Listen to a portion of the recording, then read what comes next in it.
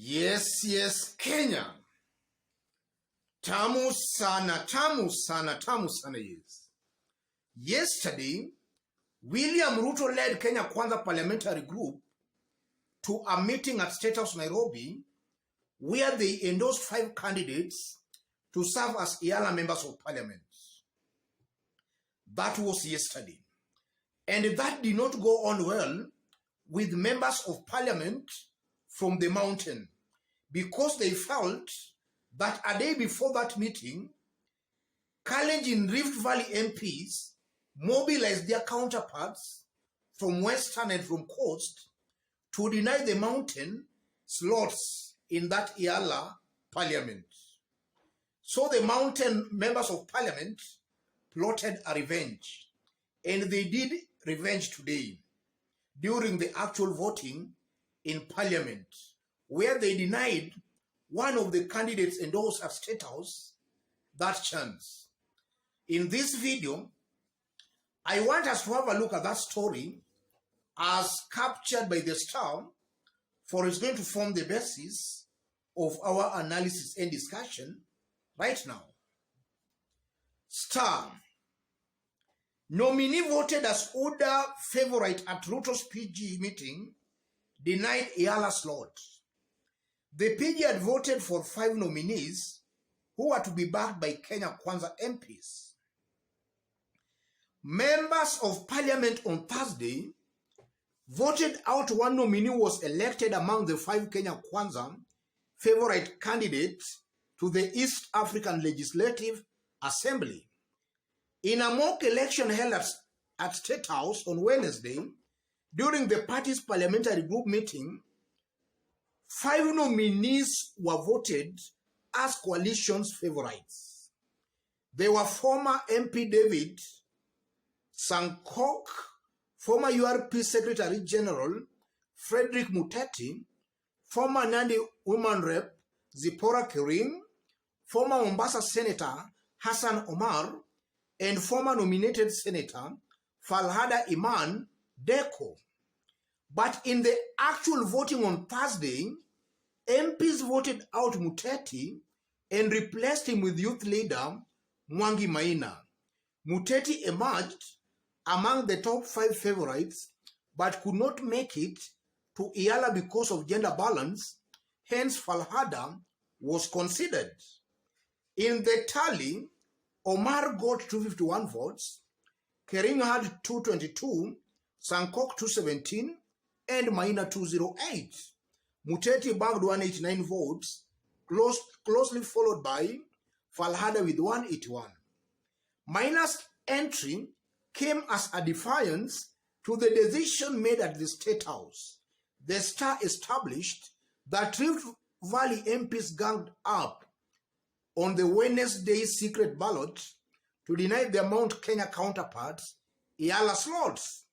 During the State House vote, Maina was defeated alongside the other nominees from the region, former Igembe Central MP Kubai Iringo. Yes, that's the story. So to cut the story short, Mount Kenya members of parliament ganged up to reject William Ruto's nominee. That's exactly what happened today in parliament. In this video, I want us to dig deep into that story to see what it means politically and what it portends for William Ruto and the mountain vote. If you are watching us for the very first time, subscribe, give this video a like. Thank you. God bless you. Yes. William Ruto is not a happy man tonight because of that voting. The voting exposed William Ruto as losing his grip on members of parliament from the mountain. What does that mean politically? The first meaning, it shows clearly that there is a simmering rebellion within Kenya Kwanza. And if it's not addressed in good time, it can lead to a very big rebellion and even a serious revolt. And I'm saying that because also yesterday, we saw some members of parliament from Rift Valley also complaining about Kimani Ichung'wah. In fact, they were even threatening to remove Kimani Ichung'wah as the majority leader. So yesterday, Kalenjin members of parliament were complaining. Today, we are seeing members of parliament from the mountain ganging up to reject a William Ruto's nominee. It shows there is a simmering rebellion within William Ruto's Kenya Kwanza alliance. William Ruto has and must move with speed to make sure he manages the situation before it gets out of control. Yes, and also even before I forget, listening to some members of parliament talking yesterday, the likes of these two-time members of parliament, they were describing the first-time members of parliament as mono. That's very demeaning anyway.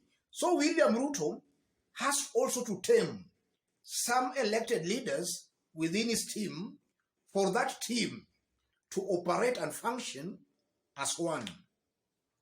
And then secondly, it shows clearly that as time goes by, William Ruto might find it very hard managing the affairs of Kenya Kwanza alliance. Things might not be as smooth and rosy as William Ruto thinks they are. He must consult widely before making up or coming up with a decision. Yes, he cannot just impose his interest and his opinions on members of parliament. From now, that should be a wake-up call to William Ruto. That before he comes up with a decision, he must consult widely with some of these elected leaders. Because from what we have been seeing again, it's as if William Ruto has been making unilateral decisions. Yes, it appears he just wakes up from his house and then maybe just signal one leader, maybe the majority leader, and tells the leader, this is what I want you to do. This voting today is a wake-up call to William Ruto. He will be forced, or if he doesn't want this kind of an embarrassment, he will be forced to consult more with elected Kenya Kwanza members of parliament. And then the third reason, or rather the third meaning, I'm seeing coming out clearly, that kind of voting also just exposes the real nature of Kenya's politics. It's all tribal, regional interest, and community interest. And I'm saying that because anytime we are seeing any kind of a voting in parliament, be it in the National Assembly or in the Senate, we have been seeing leaders taking regional and ethnic angles in terms of voting. So that proves again, this voting today proves that Kenyan's politics is tribal. And it's also very interesting because it's coming at a time we are seeing some leaders. Just yesterday, we saw Karoli Omondi, a member of parliament in Luo Nyanza, saying that he must work with William Ruto. So the question begs, are his constituents in approval of that? Is this working with William Ruto addressing the interest of his community, of his region? The answer might be a very big no. So you can see clearly that such kind of leaders, the likes of Karoli, David Ochieng, they are going against the grain. And I won't be wrong to say that maybe when it comes, when the right time comes, they might suffer the fate of going against the grain, going against the interest of their people. Because Kenya's politics is tribal. It's tribal everywhere. Let me stop it there, ladies and gentlemen. Just as I did mention, or rather, as I did say when we were starting, if you are watching us for the very first time, subscribe, give this video a like. To our fans and subscribers here, I'm very much humble, very grateful for the kind of support you are giving me here. God bless you. God bless Kenya. Any other person who want to support our channel, I've pinned my number on the comment section. Contact me through the number or feel free to channel your support to the number. Let's meet in our next analysis. Thank you.